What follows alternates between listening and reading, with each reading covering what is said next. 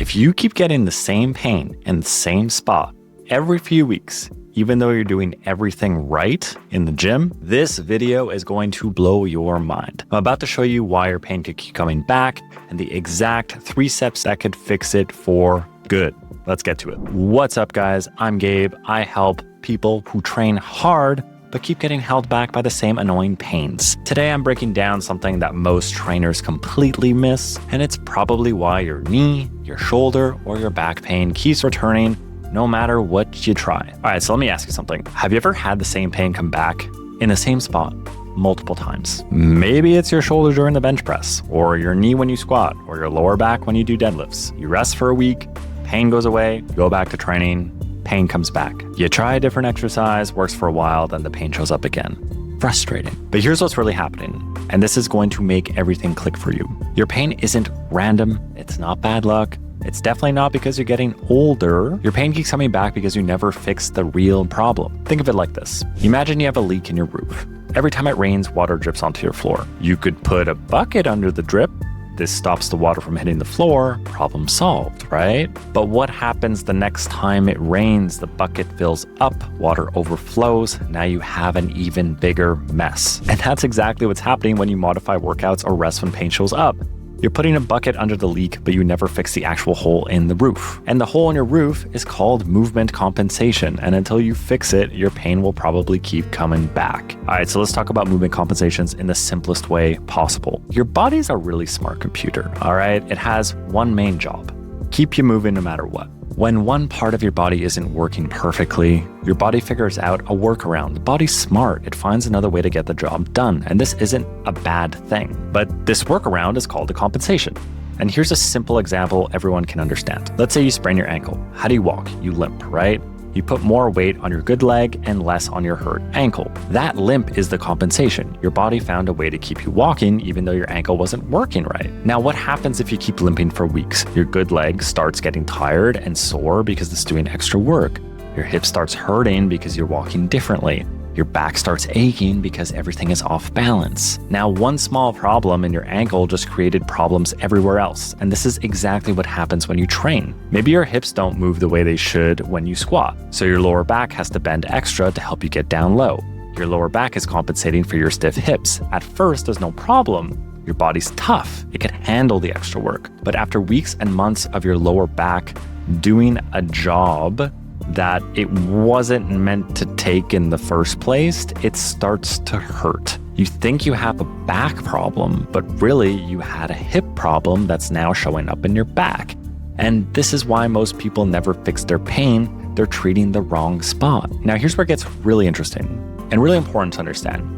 Compensations don't just stay in one place. They stack on top of each other like building blocks. Let me show you exactly how this works with a story you will never forget. So meet Sarah. Sarah works from home on her computer. She sits for 8 to 10 hours a day. She barely gets up to go to the bathroom or grab food. After months of sitting all day, her hips get really stiff. Think of it like a door hinge that never gets used. It starts to rust and harder to open. That's compensation number 1, the stiff hips from sitting too much. Now, Sarah decides to start working out. So she goes to squat down, but her stiff hips won't let her move normally. So what does her body do? It finds a workaround because the body's smart. So her lower back starts bending and arching extra hard for her to get down low into the squat position. That's compensation number 2. The lower back is overworking because the hips are stiff. Now, after weeks of her back doing extra work during every squat, every deadlift, every time she bends over with a load, it starts to hurt more. So now when Sarah walks around during the day, she walks a little differently. She leans slightly to one side to avoid putting pressure on her sore back. And that's compensation number 3, walking differently because of back pain. When you walk differently, one leg does more work than the other. After weeks of this, Sarah's knee starts feeling weird and achy. Why? Because she's been doing extra work every single day. And that's compensation number 4, knee pain because she's walking differently. It's crazy. Let's recap Sarah's journey here. It started off with stiff hips from sitting, led to back overworking during exercise, which led to back pain, which led to walking differently, which now led to knee pain. Now Sarah goes to the doctor for her knee, and the doctor says wear a knee brace. Her knee feels better for a while, but Sarah never fixes her stiff hips or her overworked back or her weird walking pattern. And this is why your pain keeps returning. You're not dealing with one problem. You're dealing with a whole chain of compensations that just happen over time because the body's smart and is going to adapt. Your body's meant to move. Your back should be able to bend and move and take load, but when it's taking too much of it, that's when pain could start showing up. And here's the scary part. The longer you wait to fix the main problem, the longer this chain gets. One compensation leads to another, which leads to another, which leads to another, until you're like a house of cards, one wrong move and everything comes crashing down.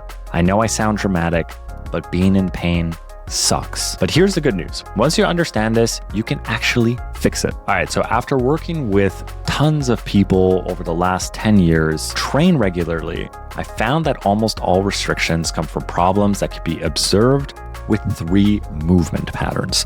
So if you can do these 3 movement patterns great without pain, it's looking good, your mobility is in a pretty good spot.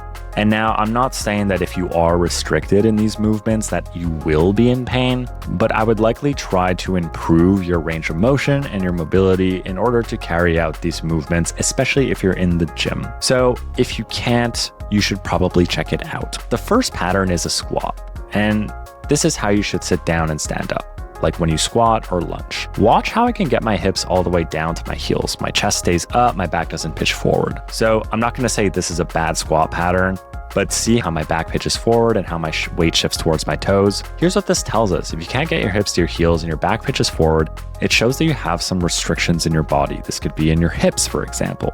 So your hips are so tight that your body has to find another way to get down low. So it tips forward and it rounds your back to compensate. Now, pattern number 2 is a toe touch. So this is how you should bend forward to touch your toes. And here's why this matters. If you can't touch your toes, chances are you can't hinge properly at your hips. You can't get that posterior weight shift. So pushing those hips back. So watch how I hinge at my hips here. My back stays relatively straight. I'm reaching down by moving my hips back, not just by rounding my spine. And this would be a quote unquote bad toe touch pattern. See how my lower back rounds right away and how my weight shifts forward? And here's a key insight. Like if you can't touch your toes properly, you probably can't deadlift properly either. Your body will put stress on your back instead of your hamstrings and glutes like it should. Now, I don't want to demonize putting stress on your lower back. Your back should be taking stress. But if all the stress is going on the back, like I said earlier, it's doing something that the deadlift wasn't really designed to do in the first place. You're supposed to be working your glutes and hamstrings primarily and your lower back too, but it shouldn't be taking most of the load here. Pattern number 3 is an overhead reach. So this is how your shoulder should reach overhead. I'm actually a little restricted in this, so I need some work. But if you're doing a press overhead, for example, and your shoulders don't go all the way up, you're putting some unnecessary strain on certain parts of your body that could lead to pain over time. I'm going to try and demonstrate a proper overhead reach here. My ribs stay down, my back doesn't arch, my head doesn't push forward. And a bad overhead pattern, again, like bad in quotations, see how my ribs flare out, how my back arches hard. It tells us that something is tight below. Your body has to arch your back to compensate to get your arms overhead. So think of all those times you're doing that overhead press and you're just extending your spine to try and get that weight overhead. Not saying this could be the reason why you're in pain, but over time you are putting some unnecessary stress on that lower back. So here's what I want you to do right now. Pause this video and try and do all these patterns yourself. Squat, toe touch, overhead reach. Don't worry about doing them perfectly, just notice what feels hard or awkward. And whatever feels off is probably where some of the compensations are hiding. Sometimes you can't feel what you're doing wrong when you're doing it. Your brain just does what it's used to doing. But when you record yourself, you can see what's happening. Here's how we could go about it. Set up your phone, record yourself doing the movements. Do it from the side view. Do it slow and controlled. Do 3 to 5 reps and see if it's consistent. Now watch your video. Compare it to what I showed you earlier in this video. Ask yourself, does my movement look like a good example or a bad example?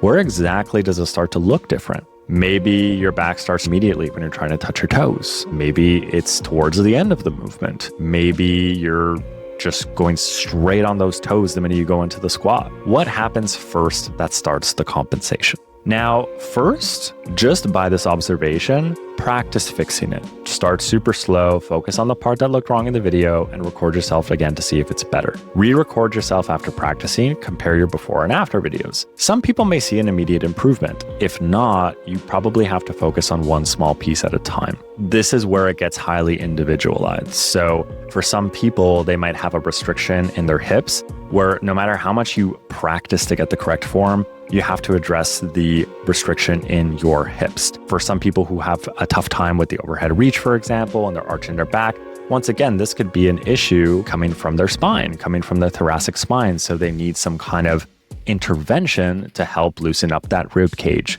So once again, I don't want to throw out a cookie cutter solution and say, do this and it's going to fix this. You probably need something very individualized. And if that is you, book a call with me using the link below and I'll walk you through an evaluation. Now, once you reset your movement pattern, you need to be smart about how you progress back to normal training. And most people make this mistake by jumping right back to heavy weights. Then they wonder why the heck their pain comes back. But here's an exact progression system that could prevent setbacks for you. So phase 1, let's call it movement mastery, for lack of a better term.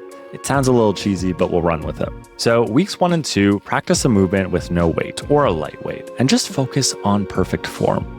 Work on tempo, so do the movement slow and controlled. Let's say 3 sets of 8 to 15 reps. The goal is 0 pain, perfect movement for every rep. Phase 2, let's call it a volume building phase. So let's say weeks 3 and 6, we'll add a light weight or some kind of resistance. Start adding 1 set per week, let's say a maximum of 4 sets total.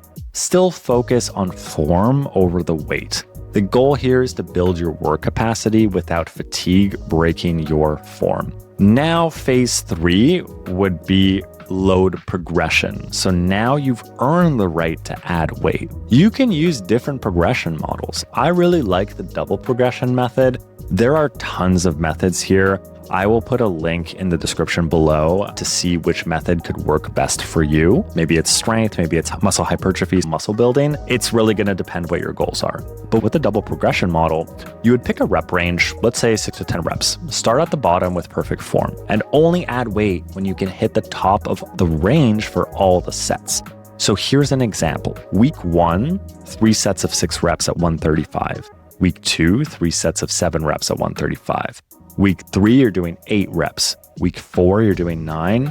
Week 5, you're doing 3 sets of 10 reps. And then week 6, now you're going to do 3 reps of 6 at 145 because you were able to do the 3 sets of 10 at 135. So you add the weight and you reset the reps. And this gives your body like 5 to 6 weeks to adapt before you increase the load. And for some people, that's the amount of time that their connective tissue also needs to get stronger as well. Now, the key rule is never sacrifice good form for heavier weight. Would you rather deadlift 400 pounds with back pain or 350 pounds that feels absolutely incredible? I know which one you'd choose. I've put together a pain-free progression formula you could download for free. It includes 4 different progression methods, tracking sheets, and decision trees for when to progress versus when to back off. Link is in the description below. Now, let me wrap this up with the most important point.